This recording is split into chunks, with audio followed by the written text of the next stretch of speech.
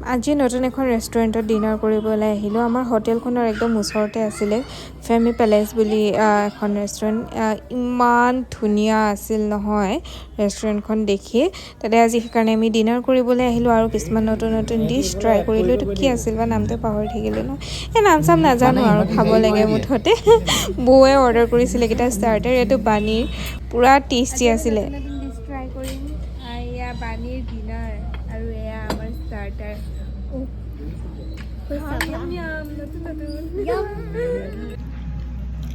দালি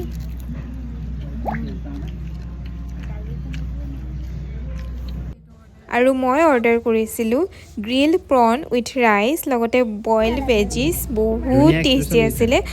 প্ৰনখিনি বাটাৰতে এনেকৈ গ্ৰিল কৰি দিছে আৰু টেষ্টি আছিলে। প্ৰাইচটো অলপমান হাই আছিল কিন্তু খাবলৈ ভালেই আছিলে। সেয়া খাই থকাৰ মাজতে মোৰ মুখ ফুলিলে নহয়, কিবা এটা কথাত লাগিলোঁ মানে, সেইকাৰণে মুখ ফুলাই বহি আছিলোঁ। এইটো আমাৰ মহাশয়ে অৰ্ডাৰ কৰিছিলে পৰ্ক ৰিবছ আৰু ৰাইচ। এইটো বহুত টেষ্টি আছিলে। মই অলপ টেষ্ট কৰিছোঁ। মই চবৰ পৰা টেষ্ট কৰোঁ, চবৰে অকণ অকণ খাই পিনে মই বেছি ভাল পাওঁ। য়াম।